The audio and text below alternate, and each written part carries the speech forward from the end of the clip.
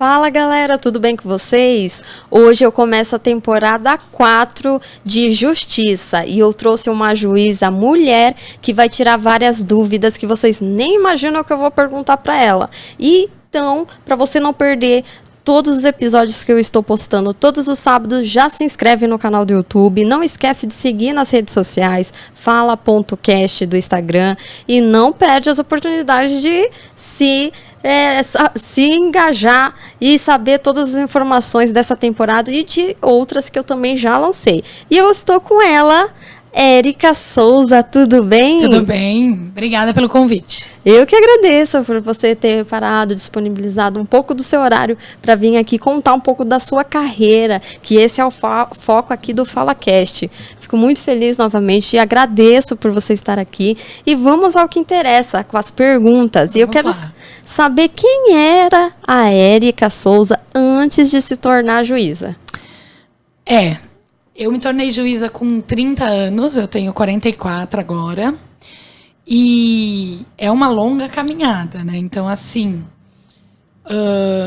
fiz a faculdade de Direito, segui estudando alguns anos, mas sempre gostei de muita coisa, né? Então, assim, sempre gostei sou da área de humanas, gosto de pessoas, não tem jeito, porém, a área de humanas é imensa, Sim. Né? Então, assim, sempre gostei de comunicação, sempre gostei de artes. E essa questão da antropologia sempre me chamou a atenção como um todo. Então, essa questão de justiça social, pessoas. E o estudante de direito, ele é muito idealista, né? Se você conversar com um estudante de direito, aquele que conseguir falar, colocar isso em palavras, porque a gente, quando entra na faculdade de direito, o primeiro ano é muito pesado, a gente não entende muita coisa que está acontecendo ali. Mas a finalidade maior do estudante de direito é aquela coisa de mudar o mundo, seja com regras opressivas, porque tem esse lado também na faculdade de direito, seja com exercício aí de garantias que são colocadas na Constituição, seja por uma luta por melhorias sociais, enfim, tudo isso. Então a Érica era uma grande idealista. Sempre fui. E antes de você escolher a faculdade de Direito, você tinha em mente outra faculdade? Tinha. Você falou comunicação, né? Qual era a faculdade? Se você não fosse advogada, se tornar juíza, o que você seria? Olha, desde sempre, desde criança, o que eu quis fazer era ser bailarina. Bailarina. Sempre foi. Mas assim, essa coisa de viver das artes, os pais olham com aquela cara, né? Assim, ficam meio ressabiados, você vai ver do quê? E aí essa questão de comunicação e arte sempre mexeu comigo, sempre tive isso muito forte. Fiz o teste vocacional. Para bailarina? Não, fiz teste vocacional na época do vestibular. Teste vocacional para saber, né? O que eu vou fazer? Isso, na época sabia que era humanas, mas não tinha ainda muito certo. E deu jornalismo em primeiro lugar, depois deu direito em segundo. Na verdade, assim, ele é amplo, né? O resultado é assim, ciências sociais e antropológicas, né? E aí veio o jornalismo em primeiro lugar, o direito em segundo. Eu prestei ciências sociais na Unicamp, passei.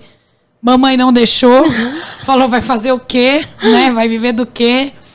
E até hoje também tenho vontade de fazer ciências sociais. Fui para o direito porque aparentemente seria a área mais rentável. Aparentemente, porque existem aí os mitos das carreiras, né?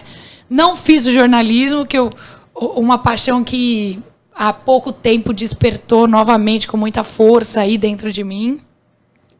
Porque a minha família é muito palmeirense e nós temos um Instagram que se chama Família Avante Verdão. Nós temos 18 mil seguidores. Olha que incrível! E aí começamos com isso e começamos a comentar jogos e tudo mais. E aí acabamos conhecendo outras pessoas de mídias sociais que falam do Palmeiras e conhecemos jornalistas. E aí eu vi que isso ainda era muito forte em mim. E quase fiz faculdade aí, quase me aventurei na faculdade de jornalismo, mas não deu certo. Talvez, quem sabe, mais pra frente. Eu também fui professora, dei aula em algumas universidades aí, na época que podia dar aula sem ter o mestrado. E foi em faculdade de Direito que eu dei aula. Então, essa questão da comunicação, Sim. né, também veio por aí. Então, hoje eu vivo esse dilema. Não sei se eu faço mestrado para dar aula, não sei se eu faço uma faculdade de jornalismo aí como um hobby, mas eu fui pro balé, danço balé, amanhã eu vou me apresentar, então também me realizo por essa parte. Nossa, que incrível. É. E depois que você se formou em direito, como que funciona o processo para se tornar um juiz? No seu caso, uma juíza. Na minha época, eu me formei em dezembro de 2001. Na minha época ainda não era exigido 2 anos de exercício, fala-se prática jurídica, que é o exercício da advocacia, né? Não era exigido. E aí, em 2004, veio uma emenda constitucional. O que é isso? É a inserção de um texto novo na Constituição. Tá. Entendeu?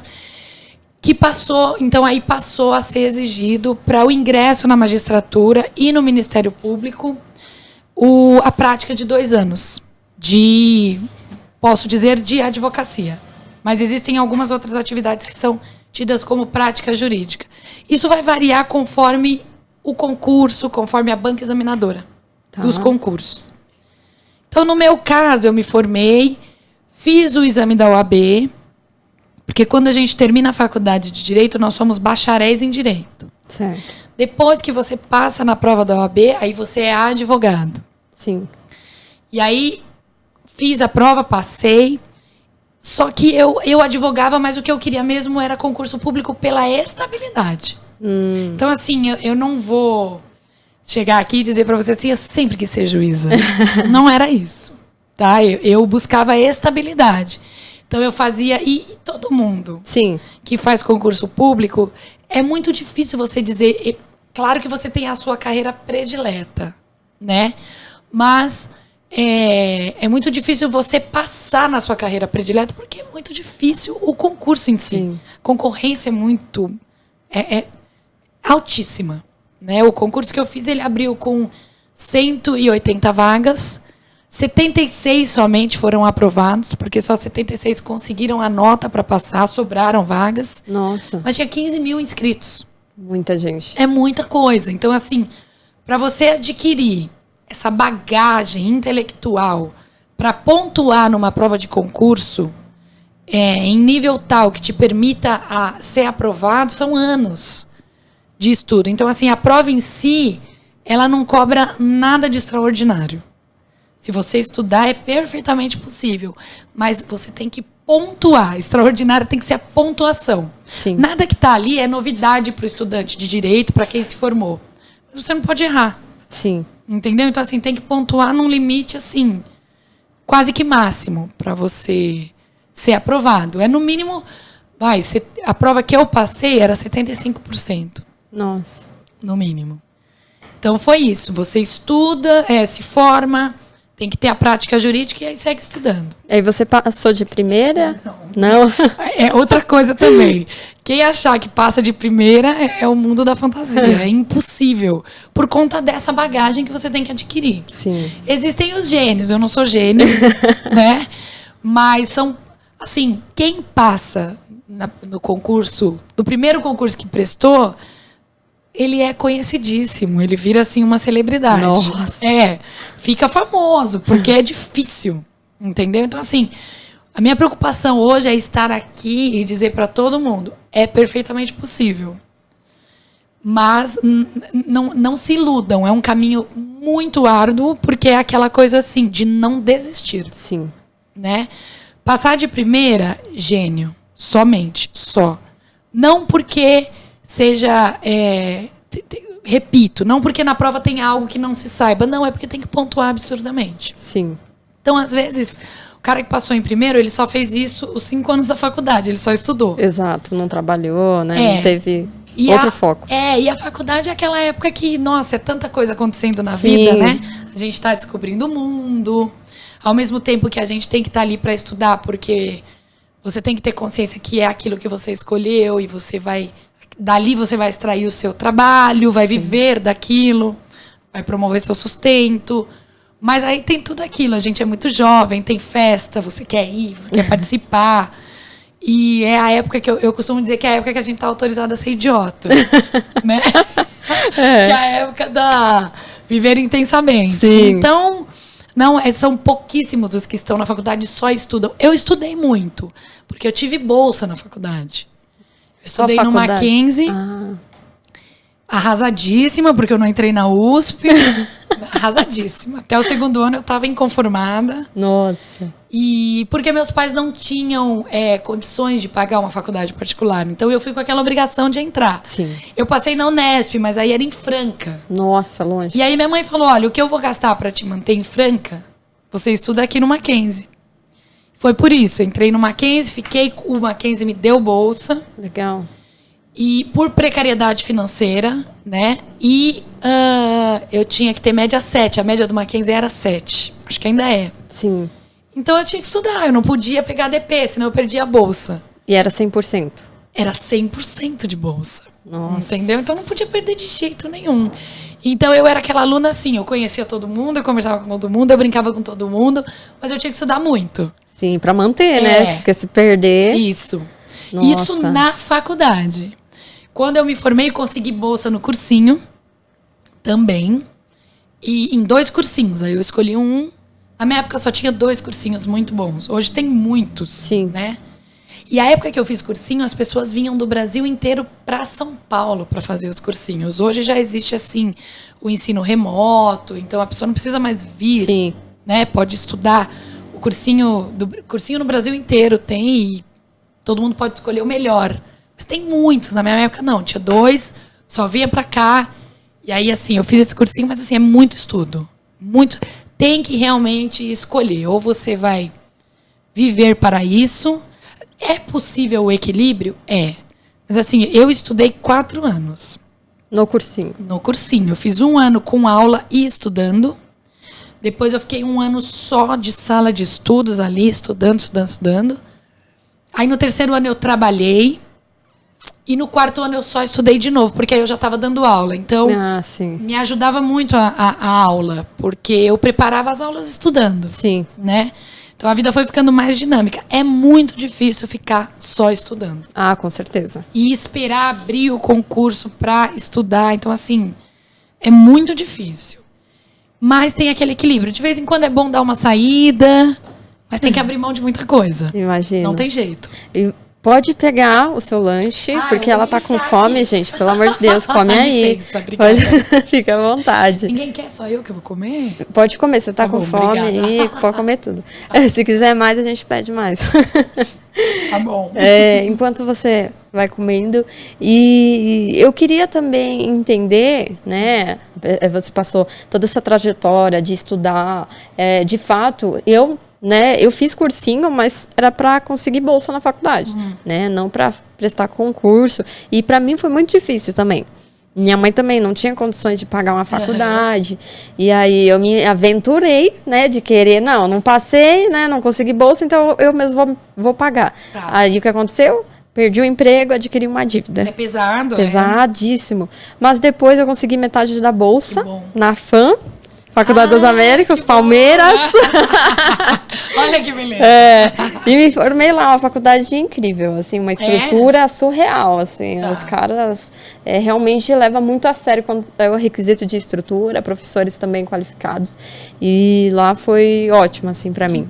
Tirando os bares, né, que era... A gente, nos arredores. Que eu também não podia pegar DP, né? Eu tinha metade da bolsa, senão eu ia perder. E aí eu ficava nessa. Eu ia um dia, mas depois eu ficava, estudando muito.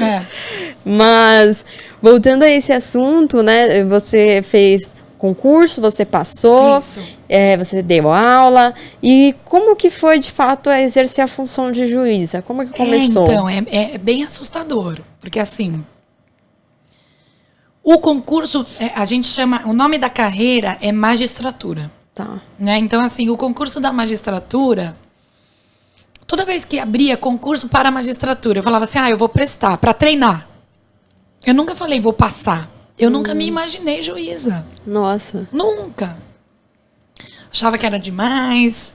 Não queria ter essa responsabilidade de decidir a vida de ninguém. Não queria. Hoje eu vejo que foi o mais adequado para mim. Depois eu explico por quê. Tá. Mas, então eu ia fazer a prova leve, descompromissada. Eu falava, eu nunca vou passar Não nesse tem aquela concurso. pressão, né? De tipo, eu preciso. Isso.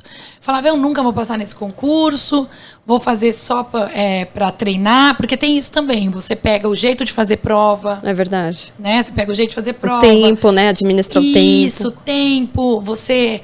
Muita coisa que a gente erra não é porque não sabe, é porque tem aquela pegadinha do teste. Verdade. Então, Toda ou você prova tá com tem. sono, ou você tá afobado, ou você tá cansado, você erra. Quantas horas leva pra fazer a prova de um 4 concurso? horas de prova. 4 horas. Tem concursos que são 5 horas de prova. O concurso para procurador da República, que é o promotor da área federal. É o Ministério Público Federal. São 5 horas de prova. É uma prova bem densa. As provas todas são bastante pesadas, assim. E muito cansativas. Né? Vem textos imensos. Sim. E aí as alternativas também vêm com muita informação para te confundir mesmo. Sim. Sim, né? é. Então, são de 4 a 5 horas de prova. Mas eu esqueci a pergunta que eu estava respondendo. Imagina. Eu falo muito. Não, imagina. Na verdade, a pergunta é como iniciou o juiz? Lembrei, passei no concurso, virei juíza, né? Isso. Então, o concurso tem fase. Então, assim, fui para a segunda fase no susto, não imaginei. Aí eu pensei, não, agora eu tenho que passar. Sim. Aí estudei, fui pro exame oral. Aí eu lembro que eu falava assim, Deus, se eu chegar no exame oral, não me deixa reprovar. Porque você começa tudo de novo, você tá com o pé dentro, né? Nossa. E é como a última funciona fase. o exame oral? É toda a banca examinadora. Cada examinador de 2 disciplinas, você senta ali na frente, eles perguntam, tem que responder. Tem o público atrás te vendo. O júri, né? Isso, entendeu? Então tem o presidente da banca. Para a magistratura, são desembargadores. São membros do tribunal. No Ministério Público, são promotores que já estão naquele grau superior também, que são os procuradores de justiça. Nossa. Na Defensoria Pública também são os defensores que estão lá na cúpula do órgão da Defensoria Pública, né? E aí senta aqueles 5 examinadores na sua frente, você tem sua mesinha, seu microfone, e eles começam a perguntar. E você responde, aí eles falam, tem certeza? Mas e se for assim? E se for assim? É como se tivesse... Cadeira elétrica, sabe? Nossa! Pressão total. Que tenso. E ali eles não testam só o seu conhecimento jurídico. Sim. Testam seu autocontrole, a questão emocional, tudo isso. Né? Porque se você chegou na última fase do concurso, você sabe. Você já sabe. Sim. Então ali eles testam... Às vezes você pode não dar sorte de uma ou outra pergunta que eles fazem, porque ninguém é uma enciclopédia. Sim. Né? Tem coisa que eles podem perguntar e você pode não saber. A primeira pergunta que ele me fez, eu não soube. E você falou, eu não Falei, sei. Excelência, eu não estudei esse tema, não vou enganar. Sim. Tem gente que fala, ai, não me recordo, né? Naquela coisa. Eu falei, olha, não estudei esse tema. Porque a matéria é dos 5 anos da faculdade. E o direito, ele é tão, assim, amplo, que não é possível estudar todo o ordenamento jurídico nos 5 anos da faculdade. Sim. Entendeu? As universidades têm disciplinas optativas. Então, às vezes, você sai da faculdade e você não fez todas as disciplinas. Você não estudou a legislação como um todo. É impossível. Então, tem concurso que pede determinada legislação específica, outros não. Isso sai no edital, né? Lançou o concurso, sai lá o edital, com tudo que vai cair no concurso. Tem que estudar aquilo. Mas existe aí um geralzão de todo o concurso. E todo mundo estuda esse geralzão. Entendi. Aí abriu aquele concurso, você vai olhar o que é específico daquela carreira. Então ele perguntou a primeira, eu falei, olha, não estudei essa parte. E assim foi. Depois da aprovação, depois desse exame oral, ainda tem uma entrevista na sala, só com eles, você e eles. Nossa. São umas perguntas assim, da sua vida particular, não particular, mas assim, da sua vida, particular, o que você faz em horas vagas, pra ver entrevista sua de emprego mesmo. Isso, o RH. É o RH da empresa. E aí, depois disso, a gente passa no concurso. As carreiras em si, todas têm a escola. Tem a parte, digamos, onde o pessoal se reúne para produzir conteúdo. Né? Então, legal. assim, existe a escola da magistratura, a escola do Ministério Público e da Defensoria também. A Defensoria é uma carreira nova em São Paulo. Está formando agora aí os estudiosos da carreira. Sim. Mas já tem muita publicação, artigos jurídicos publicados. E essa escola, eles convocam os aprovados no concurso para dar um curso de preparação para a carreira. Né? Então, assim, algumas palestras, nós somos acompanhados nos primeiros dias nos fóruns que não são os fóruns que nós vamos atuar. Então, assim, eu lembro que eu trabalhei 2 dias no Fórum Central Cível, 2 dias no Fórum Criminal Central. Mas isso não é nada, porque a hora que a gente senta ali no cadeirão é que a gente vê o que acontece. Sim. Então, assim, é um susto, na verdade. Eu lembro que eu fui para... O Estado, ele é dividido em circunscrições. O que significa isso? São áreas de atuação judiciária. Então, assim, por exemplo, existe o mapa de São Paulo e existe as cidades de São Paulo. Sim. Então, o judiciário tem o mapa dele, de São Paulo. Então, as circunscrições, elas representam o mapa do Poder Judiciário em São Paulo. Entendi. São divisões do Poder Judiciário em São Paulo. E aí tem a circunscrição da capital, a circunscrição de Sorocaba, a circunscrição de Araraquara, de Araçatuba, de São José do Rio Preto, de Barretos, de Ribeirão Preto, que são as cidades polo. E essas circunscrições são compostas por cidadezinhas. Cada cidade, na verdade, assim, o Poder Judiciário ele é dividido em comarcas. O Estado é dividido em cidades. Sim. E o Poder Judiciário é dividido em comarcas. O que é uma comarca? É a unidade de atuação da jurisdição. Então, ela não se confunde com cidade. Porque não é toda cidade que tem um juiz. Sim. Que tem um fórum. Entendeu? Então, tem cidade pequenininha. Sim. Que ela acaba sendo atrelada à cidade ao lado e aí elas compõem uma comarca. Faz sentido. Entendeu? Então, quando eu trabalhei na comarca de Ibitinga. Mas a comarca de Ibitinga, ela não era somente a cidade de Ibitinga. Ela era composta por Ibitinga, Tabatinga e Iacanga. Entendeu? Então, a circunscrição é composta por várias comarcas. Nossa, é mais ou menos isso. Entendi. E aí eu fui para a circunscrição de Barretos. Que legal. Cheguei lá, eu era juíza substituta na circunscrição. Então, a sede é Barretos, mas temos comarca de Olímpia, comarca de Guaíra, comarca de Bebedouro, que são essas cidades todas Sim. em volta. Eu devo estar esquecendo mais alguma, perdão, para quem tiver me ouvindo que for de Barretos, mas tem Monte Azul Paulista também. Legal. E aí, assim, o juiz chega e ele atende essa circunscrição. Tá. Então, um juiz de Olímpia tirou férias, o substituto vai lá e fica no lugar dele. A juíza de Barretos está de licença maternidade. Aí precisa de um substituto lá para o lugar dele. E assim começa a nossa carreira, como juízes substitutos. Tá. À medida que... O que acontece? O tribunal ele é uma escadinha.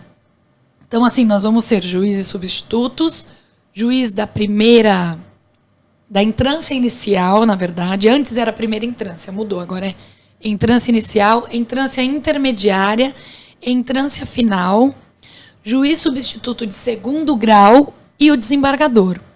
O juiz substituto de 2º grau, ele é um juiz que saiu da entrância final, que é a última, e ele foi para o tribunal. Mas ele ainda não é o desembargador, ele é o substituto no tribunal. Tá. É isso. Como que é essa escada? Então, para surgir uma vaga de entrância para entrância, o que tem que acontecer? Quem está lá na ponta tem que se aposentar. E aí todo mundo anda, todo mundo vai subindo um grauzinho. Demora muito.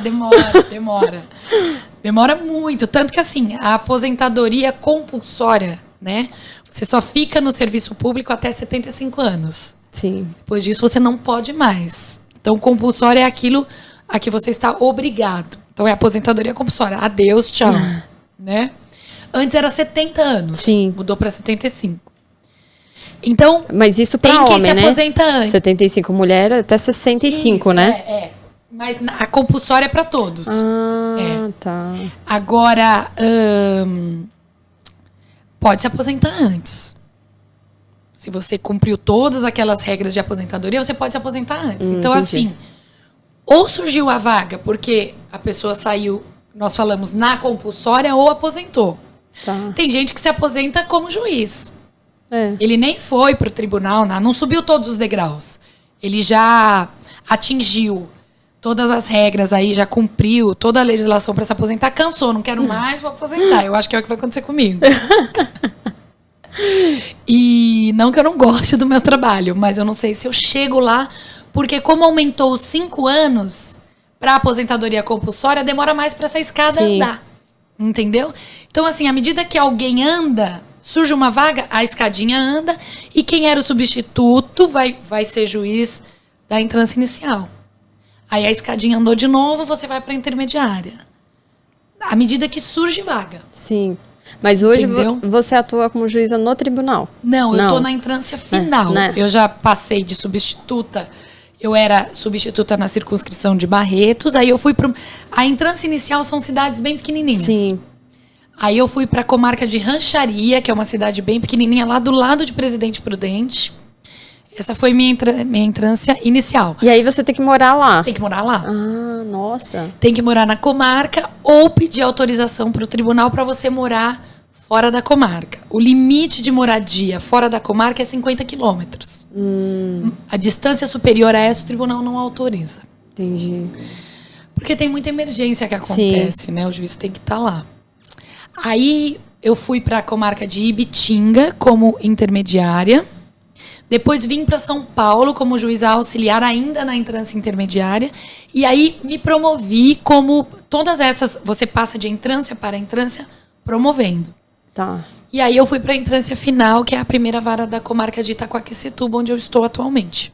Ah, mas você não veio de lá hoje, né, pra cá? Não, eu não moro lá. O tribunal tá. me autoriza a morar em São Paulo. Ah, que bom. É. Que bom. Porque não é tão...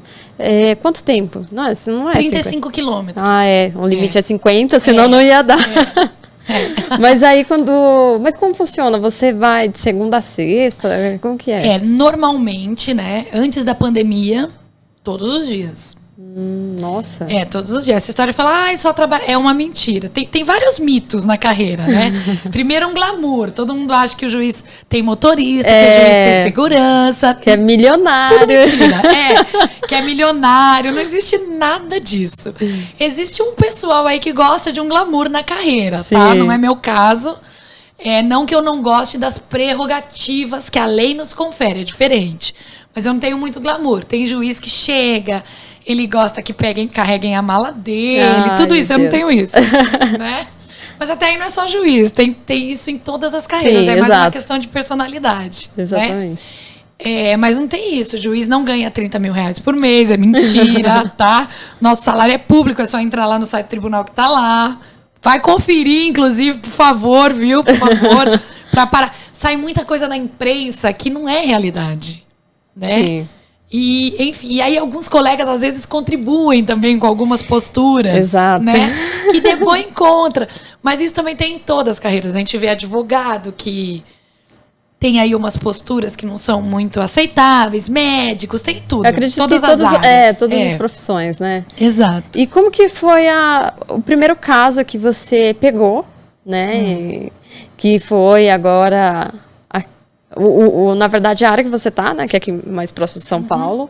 E como que foi na verdade, melhor, né? Porque você já tinha experiência. Então, a primeira vez que você foi, de fato, a atender um caso, como que foi pra você? Teve aquele nervosismo de, nossa, agora sou eu que tenho que ajudar a decidir. Posso contar uma história que Conta, aconteceu? por favor. Eu fui trabalhar, primeiro dia, caí na área criminal, porque...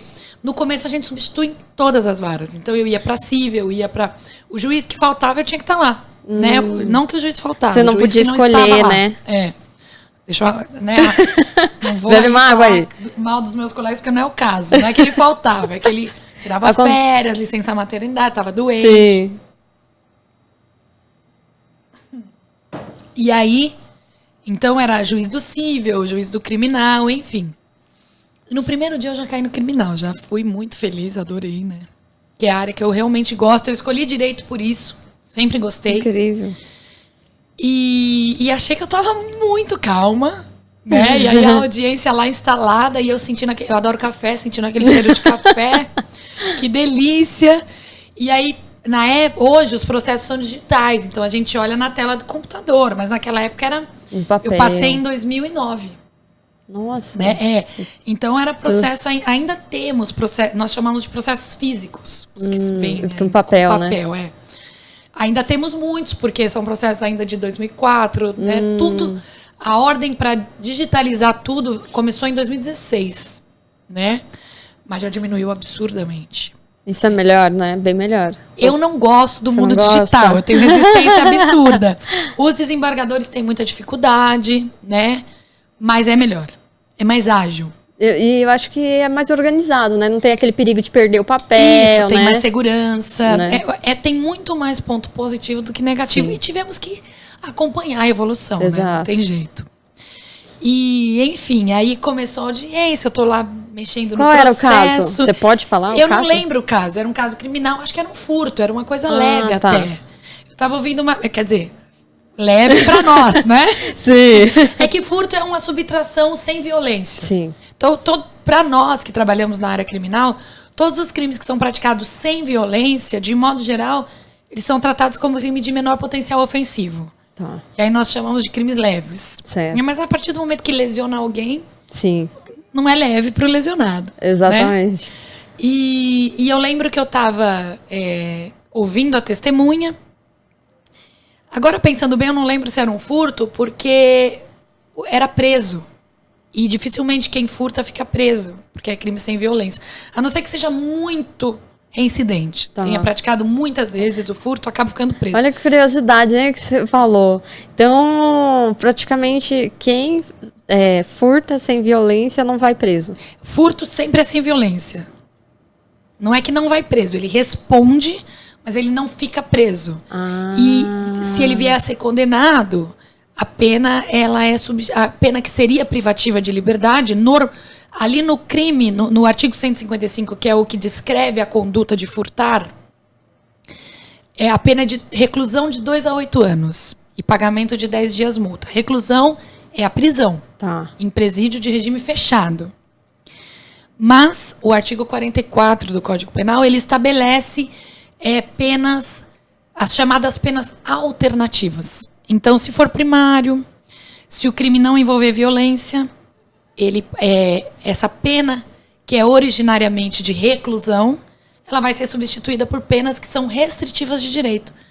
Então, ele não vai preso, ele vai cumprir a pena com prestação de serviços à comunidade, com limitação de final de semana, com prestação pecuniária, que é aquela, vulgarmente falado, vai pagar a cesta básica, sabe? Sei. É isso. E aí? E aí eu tava lá na audiência, aquele cheiro de café, o preso na minha frente, né, lá no finalzão da mesa, é uma mesa assim, só que eu fico aqui, preso lá, promotor aqui, o advogado, vice-versa, 2 policiais ali na segurança do preso, na escolta, e aquele cheiro de café, e eu ouvindo a testemunha. E, de repente, eu fui virar para pegar o processo, eu derrubei a xícara de café. Sujou minha camisa branca, do meu primeiro dia de trabalho como juíza, maravilhosa, lá, toda passadinha, sujou o processo, sujou tudo. Meu Deus. Então, assim, eu achei que eu estava muito calma, mas, na verdade, eu estava anestesiada, né? Porque eu não vi que entrou a senhora, serviu o café do meu lado, foi embora, deixou a xícara, eu não vi nada disso. Nossa, e aí? O que aconteceu? Então, esse foi meu primeiro... Não, aí eu mantive, porque é isso, né? Juiz não pode ter morrido o pai ou a mãe. Você não pode chorar. Tem que manter a conduta, tem que manter, né? Porque infelizmente, pra mim, essa é a maior dificuldade do cargo. Porque tem dia que eu tô TPM, tem dia que eu tô com cólica, eu sou mulher. Sim. E quando não é mulher, você brigou com a sua esposa, você tá com um problema com o seu filho, Sim. Não, ali esquece. Você tem que... E não dá pra esquecer, nós somos seres humanos. Então, assim, a gente tira força de onde a gente não tem. Porque tem que tirar. Sim. Porque você tem que desligar isso, tem que separar, tem que manter a pose ali e ficar. Nossa. Entendeu? Então aí mantive, né? Sim. Não, vamos continuar. Ela vem, por favor, chame alguém que venha limpar a mesa enquanto eu continuo a audiência. E aí sim. Nossa. Mas por dentro, ali, morrendo de vergonha, né? Fala, nossa, olha, tô toda suja, não sei o quê, mas não pode. Ele não pode nem falar, né? Porque aí... Sabe, perde a credibilidade. Exato. Eu era mulher, eu tinha 30 anos, mas eu tinha cara de 25. Nossa. Então, assim, você chega na comarca, todo mundo testando você. Pra mulher é mais difícil, sim, até hoje. Essas comarcas, toda comarca, mas no interior, todo mundo se conhece. As comarcas menores. Então, assim, chegou juiz novo, todo mundo sabe. Ah, é uma juíza. Ah, é casada? Nossa. É a primeira pergunta, é a casa. Ou então já cumprimenta olhando sua mão. Muda o respeito se você é casado ou não. Olha, às vezes vem o prefeito para te receber. Gente, existe todo esse protocolo mesmo. Não tem jeito, sabe? Nossa. É o que eu falo. É uma carreira que ela tem uma expressão, né, na sociedade e não tem jeito. É esse posto. É a mesma coisa de você ver um padre dançando um frevo. Você nunca vai, você vai estranhar. É estranho, né? Não é a postura dele, né? Não é o que se espera de um padre, Exato. né? Então, assim, a mensagem que eu queria deixar aqui também é essa. Não esqueçamos, por favor, que quando acaba o dia de trabalho do juiz, ele não entra no armário e dorme de toga. Né? Ele tem vida, ele tem família, ele gosta de se divertir. Exatamente, como todas as pessoas, ele tem amigos. Mas, infelizmente, nós temos que nos resguardar em algumas situações. Porque a sociedade cobra. Infelizmente, são carreiras que têm aquele anseio social. Sim, né? Então, de acordo com o que você relatou, a vida de um juiz é muito engessada. A minha não é, mas assim, a vida do juiz entendeu? Pode ser engessada, mas assim... Engessada no modo de... não é tudo que vocês... Exato, não é tudo que vocês podem falar, não é todas as pessoas que vocês podem conversar, por exemplo, quando envolve política, né? A sociedade acaba rotulando. Exato, né? Então, assim, que nem hoje eu fui no lançamento do livro do Eduardo Suplicy. Eu admiro o Eduardo Suplicy como ser humano. Eu não posso levantar bandeira de política, porque eu posso vir a julgar um caso. Sim. E aí repente, vão te julgar falando que você está cobrindo. Isso. Hoje eu confesso para você que se eu pegasse algum caso que envolvesse alguma questão política, por ter publicado uma foto com o Eduardo Suplicy no meu Instagram, eu me declararia impedida. Porque tem isso. O juiz ele pode se declarar impedido ou suspeito para julgar determinadas causas, quando aquilo pode afetar a imparcialidade, que é intrínseca aos julgamentos. Sim. Né? Então, para evitar qualquer problema, eu faria isso. E já falando, né, disso, redes sociais, eu queria te perguntar também se você já levou algum processo por ter postado algumas coisas, alguma frase no Twitter ou nas redes sociais, ou até mesmo se expressado pessoalmente para uma pessoa que entendeu mal e falou, não, eu vou processar a Érica porque eu não achei adequada a frase dela, enfim. Eu tomo muito cuidado com rede social. Isso nos faz retornar ao que eu estava falando alguns minutos atrás. Não tem jeito. Tem que tomar cuidado.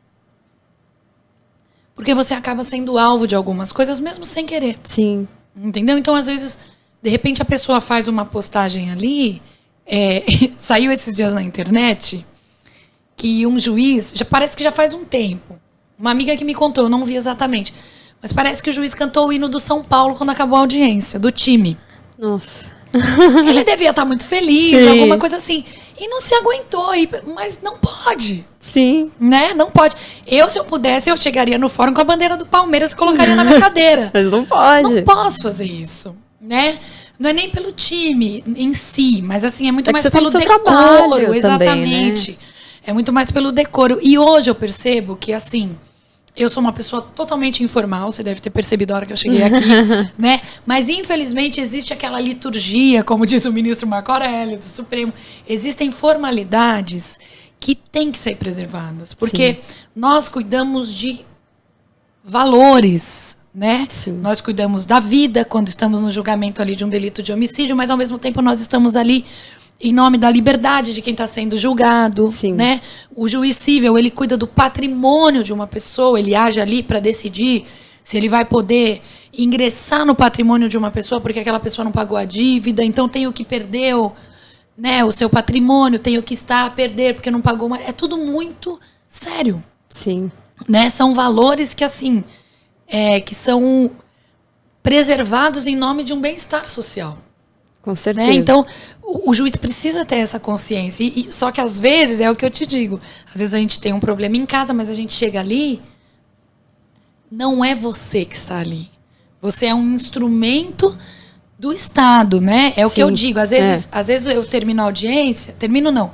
Quando eu termino de interrogar o preso, eu sempre falo assim, tem mais alguma coisa que o senhor queira dizer sobre o fato? Porque senão, se deixar, eles falam, né? Tem mais alguma coisa que o senhor queira dizer sobre o fato? Aí geralmente eles falam assim, queria que a senhora olhasse meu caso com carinho. Ai, meu Deus. E aí eu não olho nada com carinho aqui. Nem com raiva, nem com carinho, nem com dó, nem com vingança, com pena. Com nada. Não pode. Né? Quando a faculdade acaba ensinando a gente que assim, existe uma organização do Estado. Sim. Né? E as pessoas que ocupam a administração pública de modo geral, nós estamos dentro dessa máquina. Sim. Nós somos peças dessa máquina. Então, assim, nós não fazemos nada com a nossa vontade. Né? Existe um princípio da administração pública que se chama princípio da impessoalidade.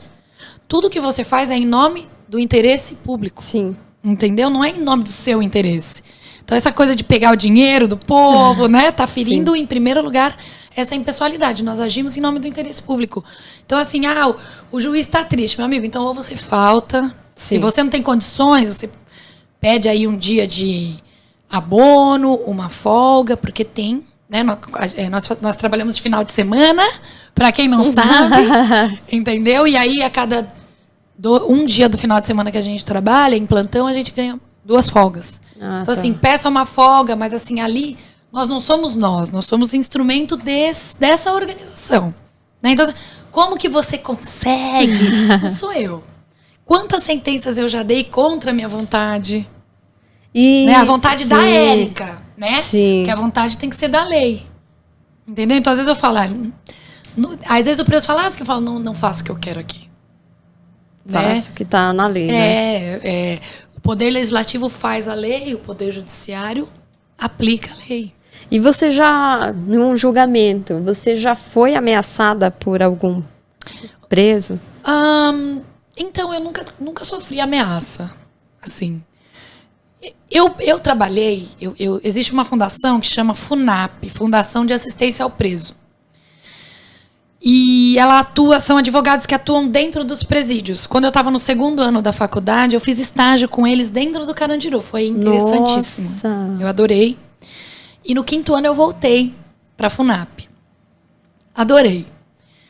Então, pude ver o cárcere muito de perto, que é uma coisa que eu tinha muita curiosidade. E acho que seria necessário uma disciplina nas faculdades que levassem as pessoas para esse universo, porque ninguém sabe.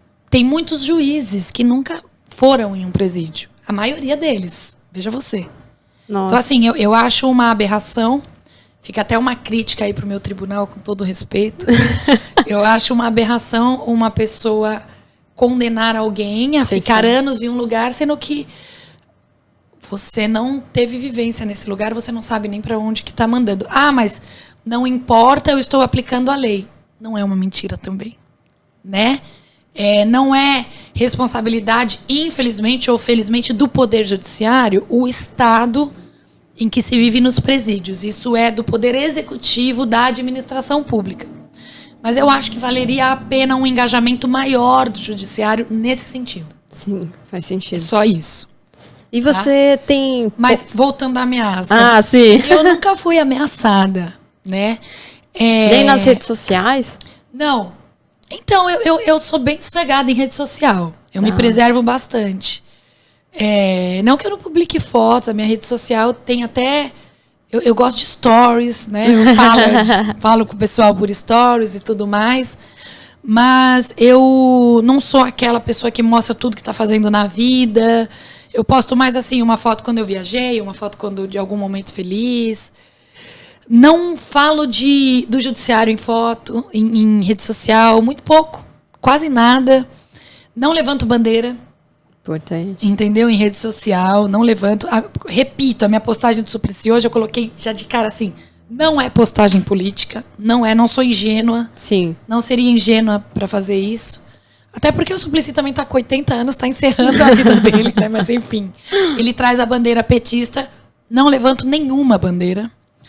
Mas não fui ameaçada, talvez, porque eu realmente aplico a lei e minhas decisões, toda decisão tem que ser fundamentada. Sim. Né? Senão ela é nula. Então o juiz, mais uma prova aí de que o juiz não faz o que ele quer. Mas sei de juízes que foram ameaçados, mas isso não é a regra, não. Isso é bem, assim, excepcional.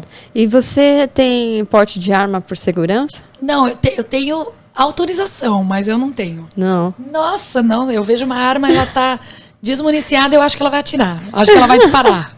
Morro de medo. Mas tem direito aí a ter aula de tiro, se quiser. Tenho porte autorizado, mas eu não tenho, não. Eu não tenho, então, são os mitos da carreira, né? Sim. Eu vivo uma vida normal, eu ando em todos os lugares, meu carro não é blindado, sabe? Essas coisas assim, não tenho segurança, não quero ter, moro numa casa, não tenho medo, não tô aí em meio a muros e grades. Minha vida é normal. Não fico aí falando pros 4 cantos da minha profissão, até sou bem reservada. Você que faz o quê? Sou funcionária pública.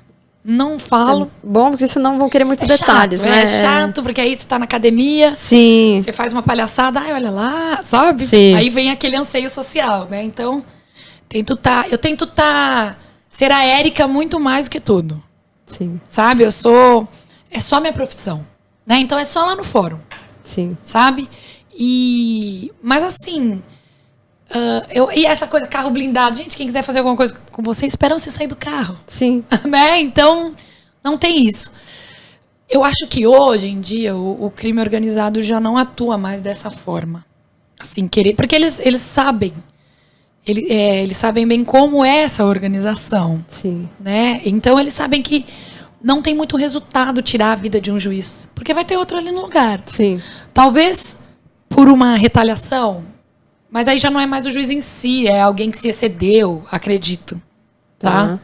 Acredito. Não sei também. E quanto tempo leva uma sentença, assim, você tá lá julgando? Só pra corrigir. Eu tive um amigo que foi ameaçado e ele não se excedeu, tá? Então, assim, de modo geral, isso acontece. Mas, assim, um amigo meu foi ameaçado porque ele colocou lá era um presídio no interior de São Paulo e ele tirou uma regalia que não era autorizada por lei. Ele foi cumprir a lei. Então, ele passou a ser ameaçado, mas ele não se excedeu, não. Entendi. Tá? Só para que fique aí registrado. E quando você está em um julgamento, quanto tempo leva para determinar a sentença? Tipo, é um dia, é 3 horas? Cada caso é um caso, né? Tá. Então, assim, existe um processo de tráfico de drogas que tem 2 testemunhas. Que é aquele que passou uma viatura policial, pegou o moço vendendo a droga ali na esquina, ali na rua, já pegou, prendeu. Então, são 2 policiais e o réu. Às vezes o réu traz testemunhas, às vezes não. Tá. Então, um desse, a gente consegue concluir em 30 minutos de audiência. Eu ouço os 2. Se não tiver uma testemunha, eu vou interrogar o réu. Já sai a sentença ali. Nossa, que rápido. Às vezes não. Às vezes é um roubo de carga que tem o motorista do caminhão e o ajudante, tem o policial, tem os investigadores, todos vêm como testemunhas, né? E aí, geralmente, quando é roubo de carga, é uma quadrilha, não se faz roubo de carga sozinho, né? Então aí são... Esse é o mais longo. 3 réus, aí é 1 hora de audiência, 1h30, às vezes não se conclui a audiência no mesmo dia porque faltou uma testemunha. Às vezes a vítima fica muito assustada, ela vai embora da cidade. Nossa. Então aí o Ministério Público, que é quem ajuiza a ação penal, né, o promotor, ele vai precisar fazer uma pesquisa para ver se ele encontra o novo endereço dessa vítima. E se a gente encontra essa vítima em outra cidade, sai um documento do processo que se chama carta precatória. Vai lá, essa pessoa é ouvida. Quando voltar a carta precatória com o depoimento dessa pessoa, é que eu sigo o processo. Então, assim... E tem aquele processo que é o júri, né? Que a gente faz ali com os 7 jurados. Que o júri, ele atua nos crimes contra a vida. Crimes dolosos contra a vida vão para o tribunal do júri, né? Depois de uma primeira fase aí que passa pelo juiz. Certo. Mas tem júri que a gente faz em metade de um dia. Tem júri que a gente faz um dia inteiro. Tem júri que leva 2 dias, 3, né? Aquele da Boate Kiss, parece que levou vários dias. Parece que acabou ontem, se eu não me engano. Aquele ali tinha muita gente envolvida. Exato. Então não é só a pessoa que acendeu os fogos, que é o funcionário. Isso, tem muita gente para ser ouvida. Tem o sócio, tem muita gente. Né? E algumas notícias que eu li sobre isso, é que os advogados, né, ainda está até entre aspas, a frase deles é que todos são inocentes. É lógico que eu acredito que ninguém foi lá na intenção, vou matar mais de 200 pessoas. Eu acredito, né, uma opinião pessoal, que ninguém foi lá na intenção do show, desejando matar mais de 250 pessoas. De fato, não, mas... Tem que ter... Eles agiram de uma forma, é o que nós chamamos, essa é a diferença do homicídio doloso e o culposo. Entendeu? Quando você age com intenção de matar, é o doloso. Quando você deveria ter tido certos cuidados que você não teve e você poderia ter, você é culpado por isso. Então você forma-se o elemento culpa. É que para nós do direito, né? A culpa é diferente de fora do direito, né? Exato. Você é culpado, você quis matar, você é culpado. Exato. Não, você matou dolosamente, você matou culposamente, é diferente. É verdade. Não dá pra eu explicar aqui, porque é muito técnico, mas fica aí mais ou menos vulgarmente falando, bem não, vulgarmente. Dá pra entender, porque, por exemplo, as famílias, é óbvio que essas pessoas são culpadas. São culpadas e tem que pagar por isso. Só que pro direito, pro juiz, ele tem que analisar, falar, não, mas precisa entender que... né? E nesse caso, eles entenderam que é doloso. Porque senão não teria ido pro tribunal do júri. O homicídio culposo, ele é julgado pelo juiz singular. E quem se beneficia em um processo? Até legal que aí eu puxo já esse gancho da Boate Kiss. A sociedade, sempre. Não, mas quem se beneficia em um processo são os ricos por eles terem mais dinheiro para pagar um advogado bom? Olha, eu sou suspeita para falar, porque assim, eu gosto muito da Defensoria Pública. Né? Muita gente não conhece a Defensoria Pública ainda. Como eu falei, a Defensoria Pública ela é um órgão relativamente novo em São Paulo. E muita gente acha que ter um advogado e pagar um advogado vai te garantir uma defesa melhor do que se você estiver sendo assistido por um defensor público. Isso não é verdade. Tá? Os defensores públicos são extremamente capazes. O concurso para ser defensor público é bem difícil. Entendeu? Então, não estou fazendo propaganda da Defensoria Pública, mas assim, é um órgão pelo qual eu tenho muito respeito. Né? Assim como o Ministério Público também. Mas a Defensoria Pública realmente atua ostensivamente aí, garantindo a ampla defesa de todos aqueles que precisam e não têm condições financeiras para pagar um advogado. Entendi. Tá? Então, existe essa ilusão. Isso, para mim, é ilusório. Tá? Existe essa ilusão de que você paga um advogado e a sua defesa técnica será melhor. Não é verdade. Na área criminal, não é verdade. Entendi. É claro que não posso negar aqui que os defensores públicos atuam em milhares de processos. E, às vezes, um advogado particular pode se debruçar sobre aquele caso com maior dedicação. Mas mesmo assim, porque o que se tem que produzir num processo é prova. Sim. Né? São questões técnicas que decidem um processo em 99% das vezes. Então, isso também é muito acessível à Defensoria Pública. Entendi. É até bom falar isso, porque as pessoas têm muito preconceito Sim. quando se vê aí assistido por um defensor público. Não é, não. Eles são defensores extremamente compromissados, combativos e muito capazes tecnicamente. Ah, legal. E pensando também nessa pergunta, você acredita que a justiça ela está indo mais para o lado político do que técnica ultimamente? O que eu acho que aconteceu foi que um evento político trouxe a justiça para a vitrine, como nunca antes aconteceu no país, né? Eu achei isso extremamente válido para que a população, que não tem muita informação, passe a entender, eu não digo, porque o que aparece na mídia nem sempre é a realidade sobre como tudo funciona. Sim. Mas acompanhar, eu achei assim de extrema valia o caso, a proporção que tomou o caso da Lava Jato e a população toda acompanhando. Sim. Né? Vendo a importância que é o Poder Judiciário, como realmente funciona, como existe aí como se dá a aplicação da lei e tudo mais. Dizer que a justiça está politizada, eu não prefiro não responder isto, mas nós não podemos esquecer que os ministros do Supremo, eles não são concursados, eles são escolhidos pelo presidente da República, né? Depois de uma lista tríplice que é formada. Então, todos os ministros são assim, tecnicamente competentes, idôneos, né? Mas, infelizmente, eu não tenho condições de dizer se esse ou aquele julgamento não teve uma tendência para um lado ou outro. Eu não tenho condições porque eu não estava lá vendo. Sim. Né? É a mesma coisa que, às vezes, fala, mas você viu isso? Eu falo, gente, eu não gosto de falar. Sentou na mesa do bar para falar de direito, eu não gosto. Sim. Primeiro, porque eu não estou trabalhando. Exato. Né? E segundo, porque é a mesma coisa do médico. Sim. Eu tô com uma dor aqui, pode ser isso. O médico não fala nada antes de um exame na mão dele. Então, assim, nós não temos condições de falar nada sem ver o processo. Sim. Né? Muita coisa sai na mídia e às vezes uma pessoa é condenada antes do processo começar. Né?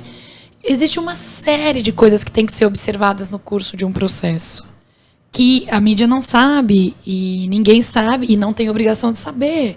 Do mesmo jeito que eu não tenho obrigação de saber quem toma um remédio para uma inflamação na vesícula, sei lá de onde, porque eu não sou médica, mas assim... então eu não... não é que eu não vou responder, é que eu nem tenho condições de responder, porque eu não posso dizer... você vê numa matéria de jornal, um julgamento foi tendencioso, assim ou assado. É uma opinião. Exato. Né? É uma opinião. Nós temos que tomar cuidado com o que a gente lê. Porque tudo Você assiste a televisão, todos esses órgãos, você sabe melhor que eu, são formadores de opinião. Sim. Né? Então, aí você escolhe se você vai assistir esta emissora, ou se você vai ler aquele jornal, ou se você vai abrir essa plataforma. Cada um tem uma opinião. Sim. Né? Em falar... Mas conhecer a fundo... Ninguém sabe, não dá pra ver.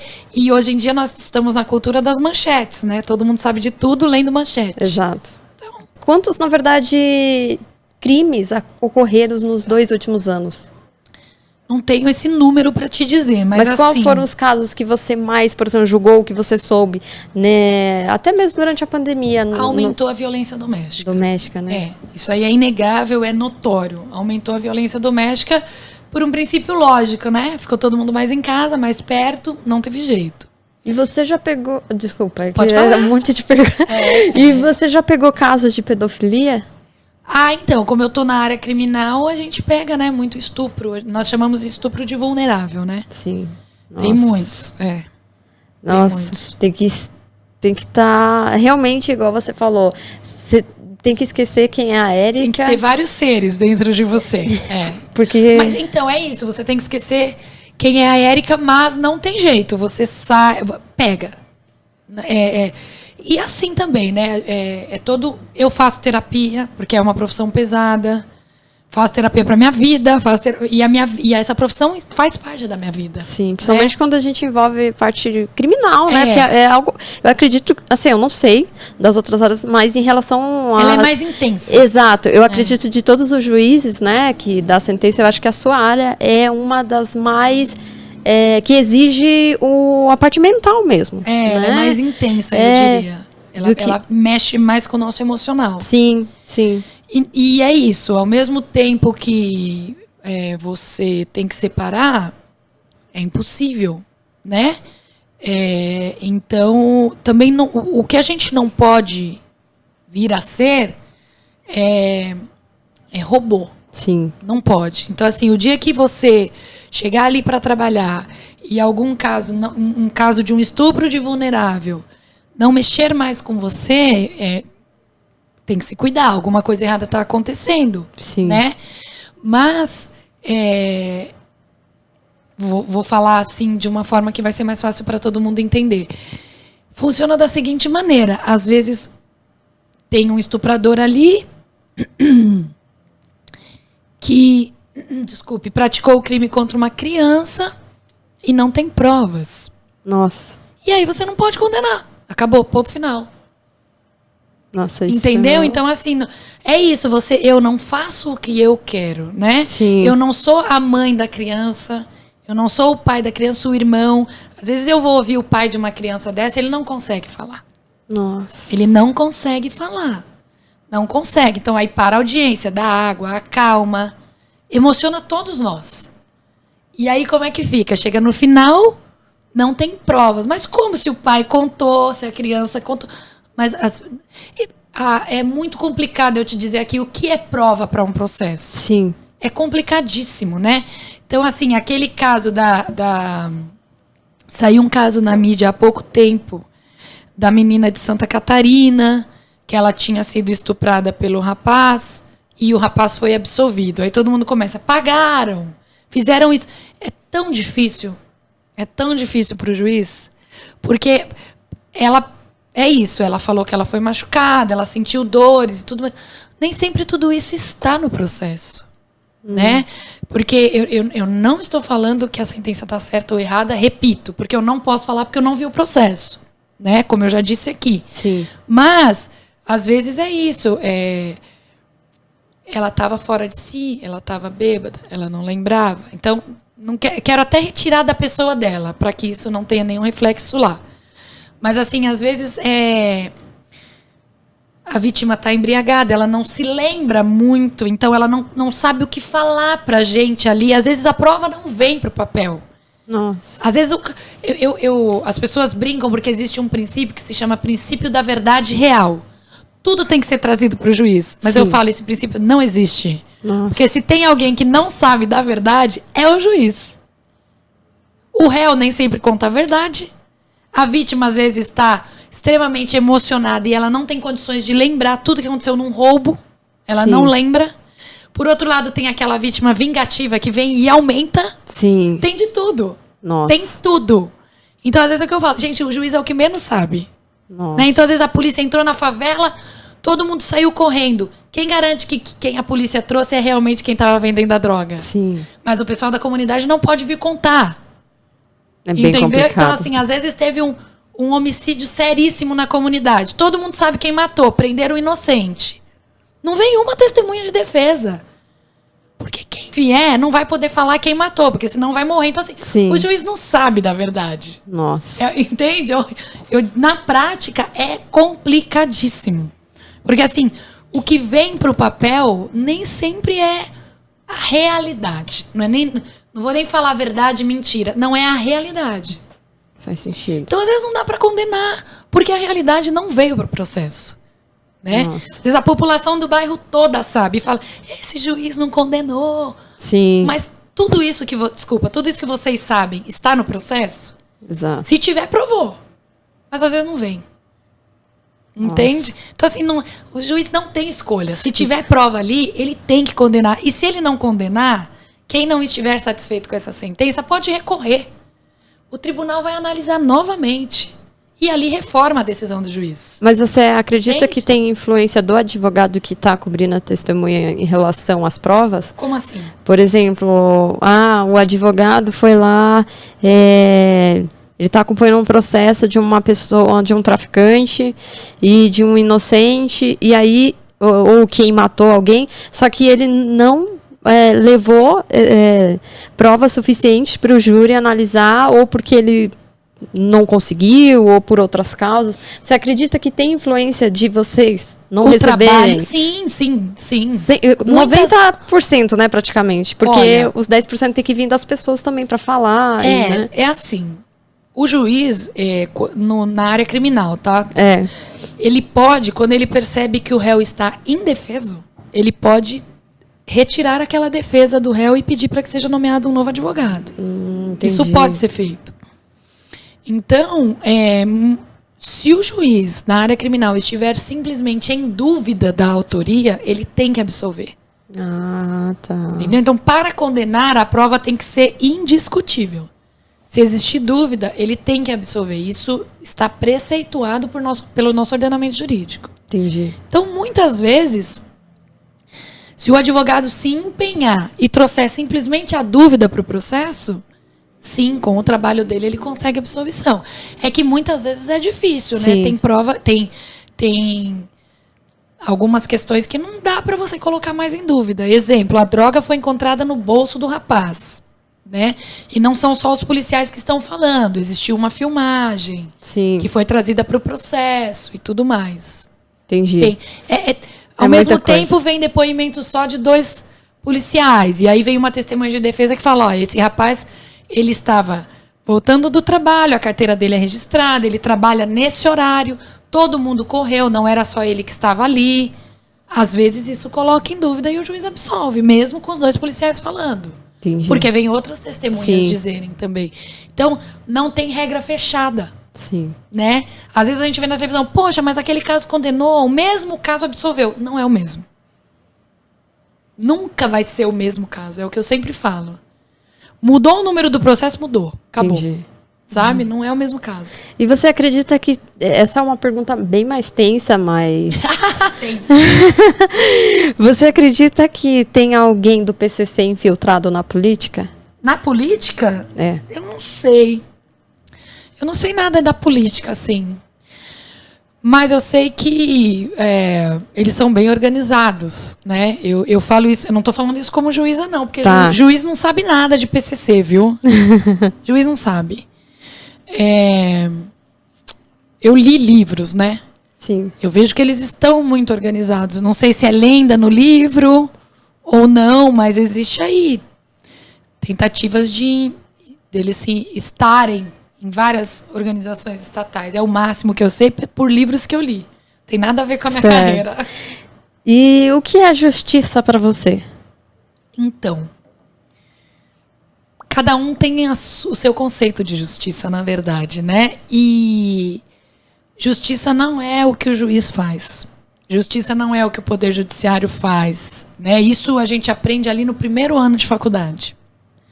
E é muito triste, né? Quando a gente senta para falar para as pessoas assim, nós não fazemos justiça, né? Existe um bem comum que é buscado no convívio social, né? Existe aí o homem médio, que é uma expressão que nós usamos, né? Usamos muito.